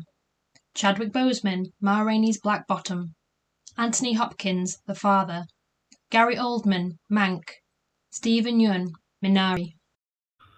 Right, let's just say this right now. We all know who's going to win this one. I think, it's got to be nailed on. I mean, we know who's winning this one. Like, that's such a strong category. I think, obviously Gary Oldman, legend. Anthony Hopkins wasn't legend. but that was Gary. I remember seeing something that people were saying that wasn't his best performance that he's ever done. Yeah, I mean, everyone's entitled to have off days, I guess, and but I mean, Gary Oldman's done something. I don't know. I mean, I've not seen Mank yet, so maybe I'll change my mind on that. But what I will say, who's winning? Yeah, I think Chadwick Boseman. Rightfully so. I'd love Gary Oldman to win. Yeah, I mean, Chadwick Boseman, if you guys haven't seen Ma Rainey's Black Bottom yet, it's not the type of film that I would necessarily watch again. I've seen it once now. It's a stage play converted to adapted to film, adapted to the screen. His performance is absolutely sublime. Kim and I sat there and watched it, and I remember turning to Kim partway through, and I could tell she was struggling with watching it because it's not an easy watch. Like I say, it's an adapted stage play in terms of screenplay, but there are 2 or 3 bits in the film where Chadwick Boseman goes on an epic monologue, and it's just one of those moments where you just look at it and just go, that's an Oscar-worthy performance right there. And the fact that he does it 2 or 3 times in the film, absolutely brilliant. And I can't recommend watching that film for his performance alone enough. Like, it's while the favorites of all the ones I've seen so far is, or my favorite of all the ones I've seen so far is Trial of the Chicago 7. and I have enjoyed Hillbilly Elegy. I have enjoyed News of the World. I have enjoyed, Ma Rainey's Black Bottom. I wouldn't say I enjoyed the film, but his performance, Chadwick Boseman's performance, absolutely phenomenal. So watch that and just see what you guys think as well. But I think I would be surprised if he doesn't win that. It would be the first posthumous win since Heath Ledger for his Joker. That would be really, really interesting. I think he took the Golden Globe posthumously. So Kim says, not so much a difficult watch. I just found it a bit dull, but his performance is incredible. So, tell us the truth, Kimmy. I was wondering, you're saying it's an adaptation. I was if you guys see me looking away, I'm looking at my computer, different looking. Yeah, no, that's fine. I was wondering why Hamilton wasn't nominated. It had Golden Globes and everything. There's some rules and regulations it wasn't allowed to be nominated. So I was wondering why Hamilton didn't make it. So yeah, there's a whole big article for the Hollywood. Well, I mean, Chadwick Boseman was also nominated for a Golden Globe in both supporting and leading categories, where he didn't get supporting category in the Oscars. So it just says Hamilton's being treated as not as a film but a TV movie, which is weird. I don't know why, but yeah, who knows? But yeah, you talk about the overlooks, Rob, as well. I think you mentioned that. Yeah, we both recorded our reactions to the Oscars earlier, which I don't know whether we'll get a chance to show it tonight. I don't think we're going to be able to play it. Yeah, maybe we'll show it at a later date. As a recap. But yeah, it's like a 10-minute video of Rob and I just kind of watching all the nominations as they came in. And Rob said at the time, part of the thing is who gets overlooked as well. It's like I say, Chadwick Boseman got overlooked for Best Supporting Actor, whereas he was nominated in the Globes for that, and I think he was nominated in the BAFTAs as well. Yeah, nailed on, I think, for leading actor. So what do you get? What's your predictions you're thinking? For just Chad, I'm thinking. Okay. Oh yeah, I would be very. I mean, the same thing. Yeah. All right. Yeah. Chad. Grace said Chadwick also won at Critics' Choice. Ma Rainey, it was very well acted. Overall, though, didn't love it. Yes, he had those monologue moments that guaranteed him a nom and a subsequent win. So, yeah, it was brilliantly done. Yeah. Okay.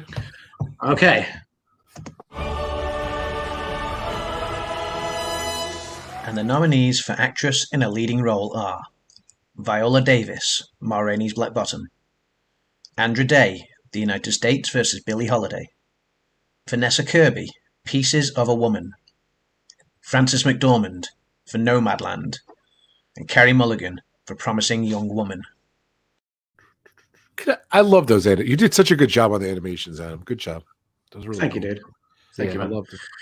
You worked hard. That's that category was blown wide open at the Golden Globes when Andra Day won for The United States versus Billie Holiday. She was the complete rank outsider. Nobody gave her a chance, and she went and took the Golden Globe, which shocked everybody. So this is going to be a really tough category to call. Viola Davis is a phenomenal actress. Obviously, she won. I feel bad for her. She won an Oscar for Fences in 2016. Yeah. I don't think her performance in Ma Rainey's Black Bottom was that standout. She's completely overshadowed by Chadwick Boseman. So I was surprised that she actually got nominated for this. It's not to say she had put in a bad performance, but I mean, she just is completely eclipsed by Chadwick Boseman in that movie. The other films I'm yet to see, but yeah, Frances McDormand, obviously she won Best Actress for 3 Billboards Outside of Ebbing, Missouri in 2018. So that'll be interesting to see what her performance is like in Nomadland. And yeah, I mean, I don't know. Rob, have you seen any of these yet? Did you say? I haven't. I would guess if I would just pick it right now, which I want to see the movies. I haven't seen any of them, unfortunately. Like we'll get. I really do want to see a lot of these. I mean, Vanessa Kirby, McDormand, believe it or not, because I don't think No Man Land. I can't. This is the worst title of a movie. Nomadland's going to do well at the Oscars, but I think she's going to win for Best Actress because she's always like an upsetter. So that's my opinion. Frances McDormand, do you think? Yes. See, I think Andrew Day's obviously, like I say, blown that wide open.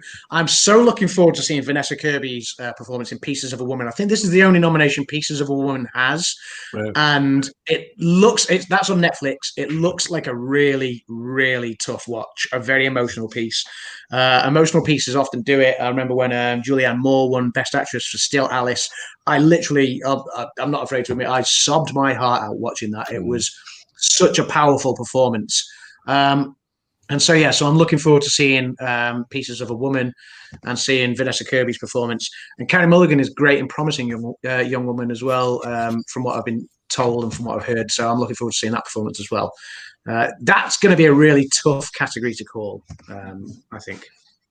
So Kimmy says the only one I've seen is Ma Rainey's, but I can't see Viola Davis winning yet. Same as we have you, Dan, me, Brandon. I don't know if Grace is participating this year. Is Kimmy participating, by the way? I think Kimmy will participate. Yeah, she's watching most of these. I say Ebony does it too, just for the heck of it. I don't think Ebony will have the patience to sit through all of these films. Who cares? She'll probably watch all of the animated films. Okay. Yeah, she normally watches the animated films with me, but yeah. So yeah, Kim's literally in the other room, just letting the dogs out. And she was like, "I'm in." So right, yeah, good. Yeah. So yeah.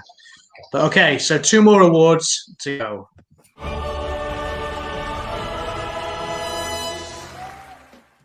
Here are the nominees for achievement in directing. Thomas Vinterberg for Another Round, David Fincher for Mank, Lee Isaac Chung for Minari, Chloe Zhao for Nomadland, Emerald Fennell for Promising Young Woman. Okay, so 3 women nominated at the Golden Globes and only 2 males. This time it's the other way around. It's 3 men and 2 females. So Regina King missed out on this one for One Night in Miami, which I think is a bit of a surprise in the directing category. Yeah, this one's going to be interesting, I think. Let's have a look. So Another Round, Thomas Vinterberg. That surprised me. That's the reason why I think international film is going to go to Another Round from Denmark, because, like I say, if you look at the last couple of years, Roma won Best Director and Best International Film, although it didn't take Best Picture. Parasite won Best Director, won Best International Film, and then took Best Picture. Another Round is the international film that has Best Directing category. So that's what makes me think Another Round will take international. I don't think it'll take directing, but I think it'll take international. So. Never heard of that movie. I've seen the poster. The guy's drinking. No wonder you like this movie. Sorry. I'm joking, Adam. The guy's like drinking a bottle. I'm joking. I have seen that. That's the one with Mads Mikkelsen, isn't it? I don't know who's in it. Maybe I'm wrong. Which one, sorry? Mads Mikkelsen. Yeah, that what, is. He's Another Round, yes. You're correct, yes. Yeah. Grace is confirmed. She's in. She's going for it. Grace wants to win the Barmats. So, yeah. Has David Fincher ever won an Oscar? Yeah. Has he? I thought he did, didn't he? He won for what's it called? Hold on. Let me look it up. It just says didn't he win for he was nominated for The Social Network. He was nominated for Gongo, Curious Case of Benjamin Button. Yeah, Curious Case of Benjamin Button won, didn't it? He was a nominee. I don't know if he won the Best Director award. Let's see. Or not. Awards. Here we go. He did not win. Curious Case of Benjamin Button, Social Network. Best Achievement in Director. Oh no, nominee. Nominated, yes. Nominee. Yeah. Hi, it's RobFuz here. But he won Best Director at the Golden Globe for Social Network. I think he's going to win this one. I'm going to go out on a limb. Could be. He deserves it. And I think Meg's going to win Best Picture. Don't put the camera Spoiler on alert. His hair's wet. Don't do that. So. Ray, yes, of course you can join in. Take the camera off me. It's an open competition to everyone. Like I say, we'll put some pub talk bar mats up as prizes for whoever wins. So yeah. So he never won, I think, says Grace. Yeah. So sorry. I'm so excited for the Best Picture nomination. I'm yawning over here. Best Picture. It's daylight savings time. Give me a break. Go for it. Nominated Hit it, Adam.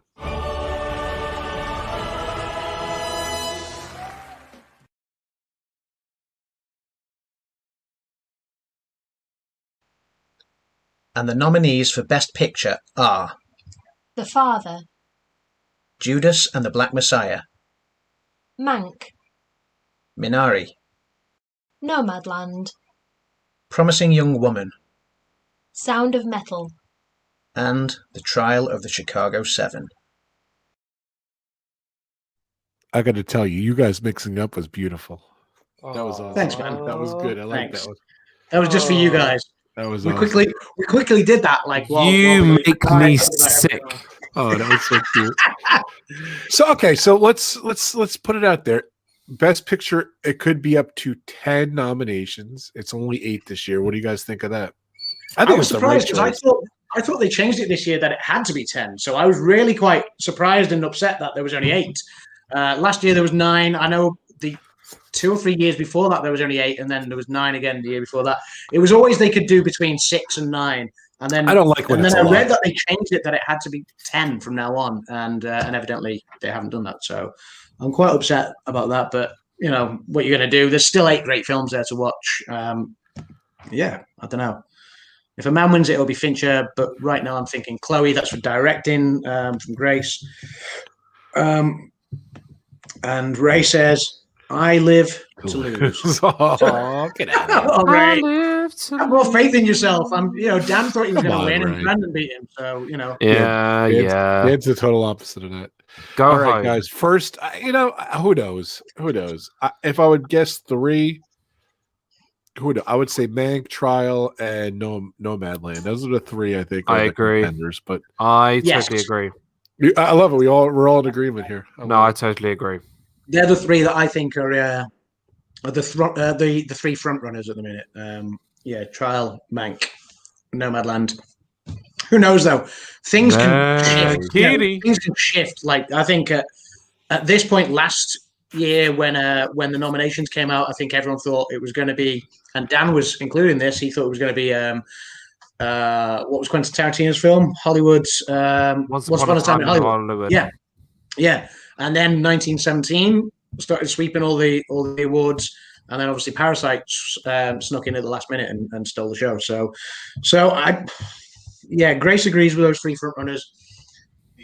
Yeah, there always has to be leaders in this category. There always has to be also Rands, but Who knows? yeah, I don't know. I think it's got time to change. That's the thing. There's it's April the 25th that this. So what we've got like what month and a half. 41 days. 41 days before the award show. So Who's counting? As long as Borat doesn't get nominated or Mulan, that's all that matters. They're nominated, Daniel. Brilliant. They're nominated and they're going to win. It's going to be the Oscar-winning Borat subsequent movie film. I don't know if you guys saw Nick Jonas's yellow suit. I asked for that. I want to get that suit for the. I hope you do get it, and if you do get it, Awesome. I want to see you wearing it on the night of the Oscars. Yes, Can I wear my mankini? Nice. I think as long as you wear a dicky bow with it, I think on the night of the Oscars we all put our tuxedos on, and I don't have a tuxedo. Well, we'll go out and get one then. Rent one. Put on a dress. Did Whatever they you wanna mention do. anything about hosts, Adam? I didn't say anything. They haven't mentioned hosts yet. What they have said is that this year it's been hosted from, it's been held at 2 different locations, both in LA. So they're not doing what the Globes did, where the Globes were in LA and New York. Whereas these are both going to be in LA. So they're still holding it at the Dolby Theatre like they always do, which is great. I'm pleased about that. But also, what was the other location?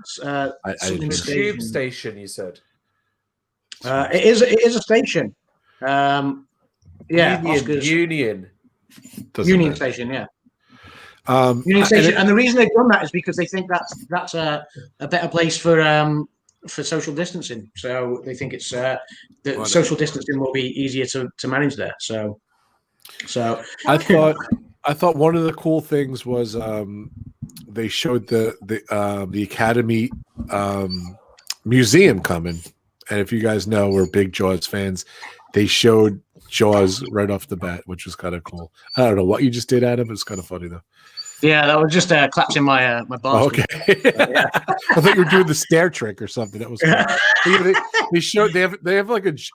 It's weird. Universal Studios had Jaws. Like it's like I don't know. It's from Jaws 2, and it was like one of the models. And there's none of them really exist. It's a long story, and this Jaws was in a junkyard somewhere, and they wanted to get rid of it at some point, but they refurbed it, and now it's in the Academy of Motion Pictures Museum that's going to be open this year apparently. But Bruce is hanging up in the museum, and they show it in the thing. It's really cool. He's really cool. I was happy they showed that. So. You see where my mind is on Jaws. So Dan's falling asleep. Here we go. Here we go. Please don't show this whole thing. I don't know if you can hear this or not. There's like a minute to go, and I'm pumped. Woo! That's me. Me woo, Joe. Woo! That's a little Joe. Here we go. 2021 Oscar nominations. I don't know what the deal is this year. I don't know if there's a host. I don't know who's going to be nominated. This is the other awards and everything. This is crazy. It's been the way. Usually it's in February. It is March 15th today. So, wow, that Academy Museum looks amazing. Looks awesome. There's Jaws. There he is. I was waiting for him. It's Nick Jonas and his wife doing the nomination. It's going to be interesting. So, it's time to deliver. There we go. Who are we thinking for this year? It's got to be Nomadland. That's got to be nominated. Trial of the Chicago 7. Who knows what else is going to get nominated? Here we go.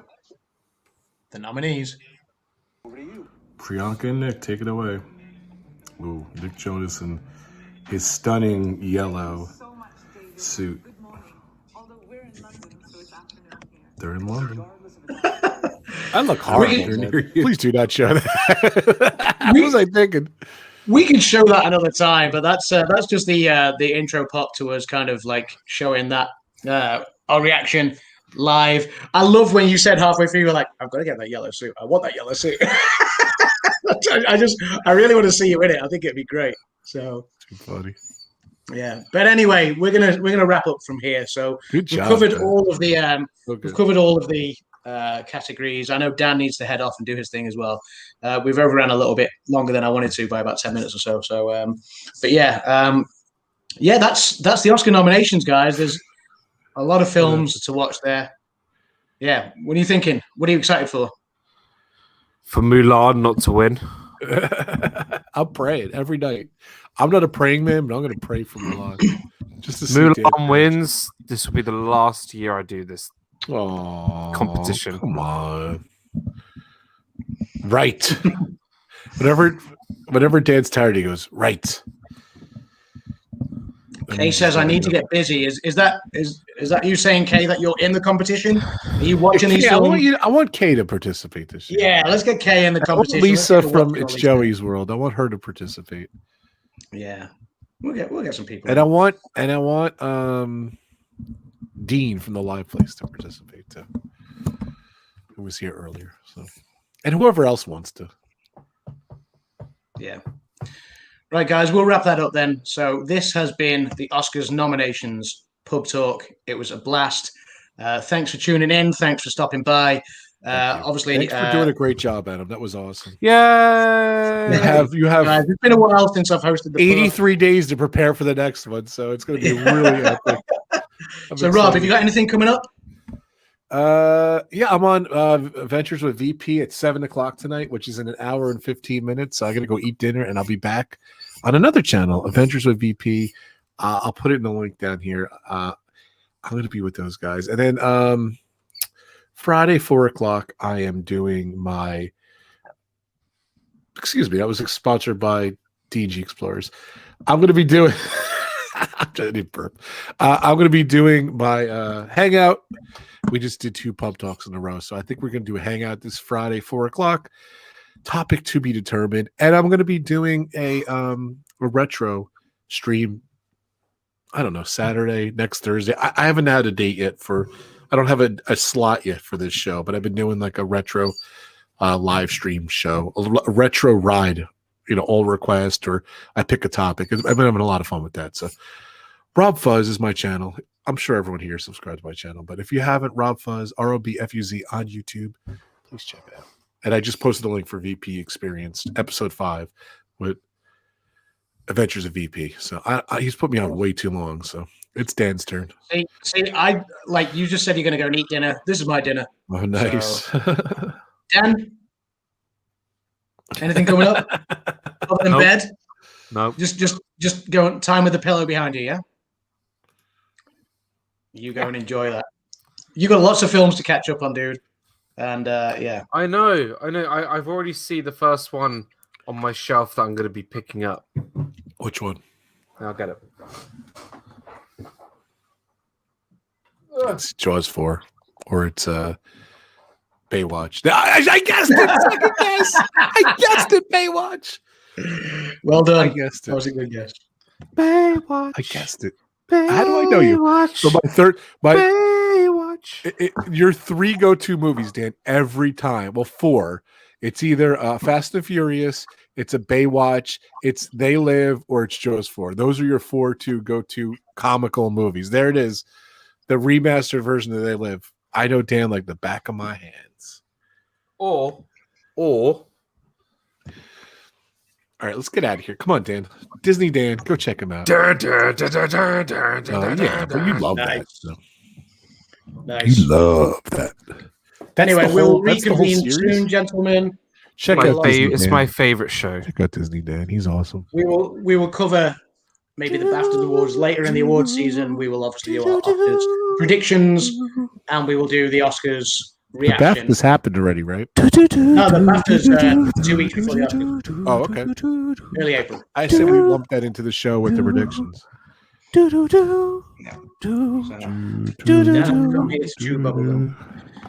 Right, guys. Thank you for tuning in. Thanks for coming in to the pub. We'll see you guys again soon. Have a good evening. Go and check out the stream that Rob done later. And we'll see you all soon. Take care. Bye.